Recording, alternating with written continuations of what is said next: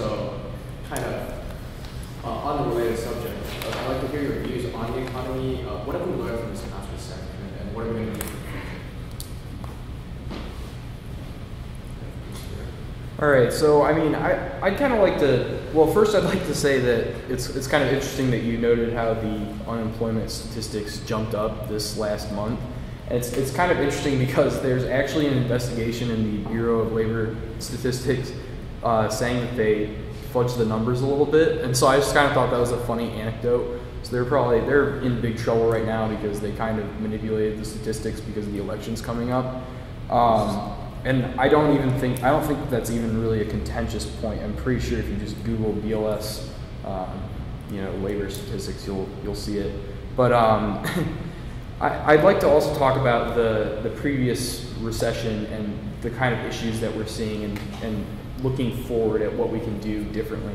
I think if you look at the 2005 housing bubble as well as the 2008 financial crisis, what you'll find for the main causes are distortions in price signals by government intervention in the markets. So in 2005, we had the housing bubble, and what was this created by? This was created by interest rates that were too low for too long, as well as institutions such as Fannie Mae and Freddie Mac that were buying up bad mortgages and risky debt. And I think basically what this means, because I mean, I guess that's kind of just throwing some words at you, is it means that the government was giving you money to go and buy houses.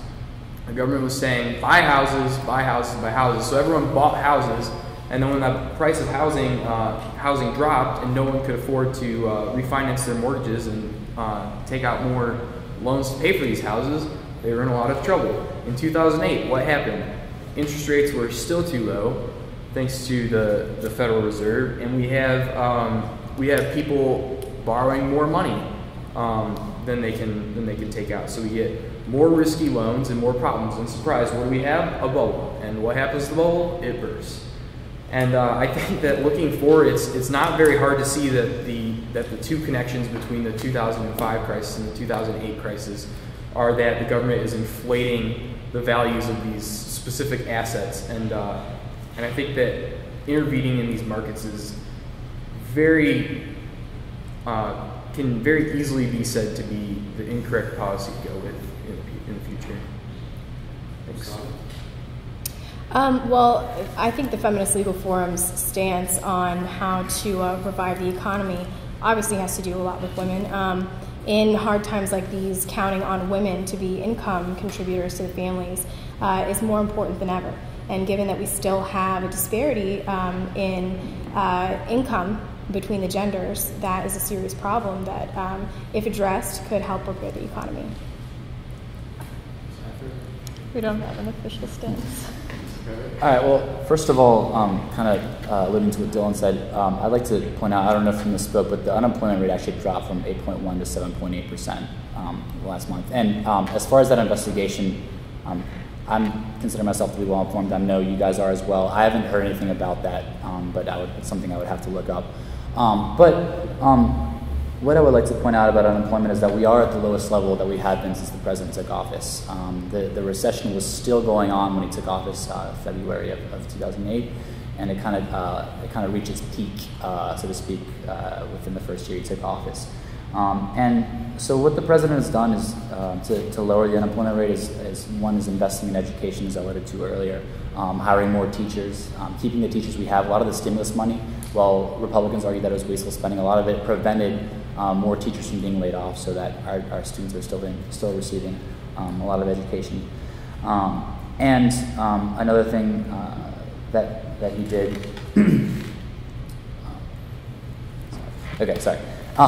Another thing that he did is invest not only in community colleges but in job training as well. So obviously, what you will hear from the president tonight in the feature is that obviously we're not there yet, we still have a long way to go, and he acknowledges that. We're not saying that we're where we need to be right now, but we are making progress, and the unemployment rate is the lowest it's been. We've had 31 straight months of private sector job growth and added over 5.1 million jobs. So there are tangible solutions we have. There's clear evidence of job growth, And there's clear evidence that he's turned the economy around, that we're not there yet, we're moving in the right direction. So. Let me just, there's a lot to go over here. Let me just give some background information. When President Obama came into office in 2009, he had ran pretty much the entire campaign had been on, we can't afford 4 more years of failed policies, blah, blah. And frankly, he's running on the same message today. He doesn't seem to want to take responsibility for his own administration. But let me just point out, and I'm not sure many people realize this, and Dylan was kind of touching on it a little bit, but in 2005, right before the brink of this housing bubble, the Bush administration went to Congress and said, you all have got to start doing something about this. We're not on a sustainable path, and frankly, Congress didn't take action. So the fact that the president continues to blame Bush for our problems, I think, is a bunch of malarkey, because he was trying to prevent it, and frankly, he was held up by Congress, which was held by Democrats, by the way. Secondly, I want to address this issue of unemployment. Certainly, this economic recession was one of the worst recessions we've had since the Great Depression. And thankfully, we are below 8%. However, the issue is, and I think Alex, you'd agree with this, is that there are far fewer Americans in the workforce today than there were when President Obama took office. So does that really mean that the unemployment rate is below 8%? No. Because what that means is that millions of Americans have simply stopped looking for work. The real unemployment rate is estimated to be somewhere above 10 to 12%. So I'm sorry, but I just don't buy the argument that the president is really moving us forward when really the number of unemployed people is still very high. Secondly, and we found this out in the first debate, that President Obama finally, despite what he said in 2008, finally agrees that we need to lower the corporate tax rates. We agree with that principle because right now we have the highest corporate tax rates in the world. The highest in the world. This is why jobs are continually being outsourced to places like India, China, and various other places overseas. We have got to get our corporate tax rates down, and we're fortunate that the president finally agrees with that. Secondly, I want to address the issue of taxes in general. Mitt Romney believes that we need to lower the tax rate for all Americans. All Americans. I'm not sure if you're aware of this, but starting in January of 2013, and obviously the president's not really advertising this, but in January of 2013, the average American will see at least a $2,700 increase in their taxes. I'm sorry, but I believe this president is promoting the middle class, but yet the average American is going to see a $2,700 increase in their taxes. Secondly, the overall plan of the Mitt Romney, there's 5 points. 1, we need to achieve energy independence. This includes approving the Keystone Pipeline, eliminating regulations destroying the coal industry. I'm not sure if you're aware, but under President Obama's coal policies, Alpha Natural Resources had to lay off 1,000 workers in the coal industry in Virginia, 1,000 alone in Virginia. What does that mean for the Virginia economy? At about an average of $50,000 salary a year, that's over $5 million in lost revenue in Southwest Virginia. As I'm sure you all know, Southwest Virginia has been the hardest hit region in Virginia. We cannot continue on this path of economic destruction. Secondly, we need the skills to succeed. We need to boost our education system. Alex mentioned education and the stimulus package. The stimulus package put millions and millions of dollars into these green energy companies, like Solyndra. As you all know, and as Vice President Biden actually admitted in his debate, only about 3 to 4% of them have actually worked. And Mitt Romney said, the president doesn't just pick the winners and the losers, he only picks the losers. And I think he's mentioned in that debate that money went to those green energy policies, could have hired 35,000 teachers. Thirdly, we need trade that works for America. We have got to curtail the unfair trade practices of countries like China and build stronger economic ties with Latin America. Fourthly, we went over this earlier, we've got to cut the deficit. Mitt Romney believes in capping the federal spending below 20% of the economy. And lastly, we've got to champion small business. I said this earlier, but 95% of Americans are employed by small businesses in America, and with policies like Obamacare, these companies simply aren't going to be able to promote job creation and to continue to hire Americans and get them back to work in our country. Thank you. Okay, well, thank you everyone, and due to our lack of time, that will be it to the rest of the script until we turn over to Skynet. So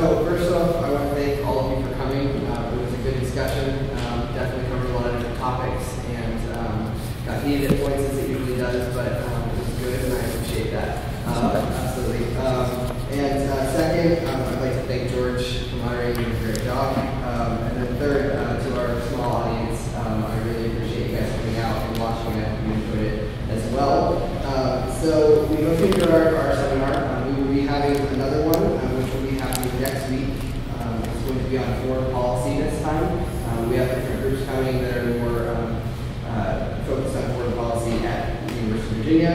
We will also be having a discussion on public perception of politics, which will be happening October 30th. And then finally, we'll be having an election wrap-up to talk about the results of the election, depending on who won, and that may be between professors. We will be deciding that pretty soon, but that will be on November 13th. So they're all on Tuesdays. There's a trend to that. So the last thing is please email questions for each topic. If you have questions, email them to reconnecting@virginia.edu, and we ask that you submit them Saturday night prior to the next discussion. You can also visit our Facebook page or reach us at www.reconnecting.wordpress.com. Again, we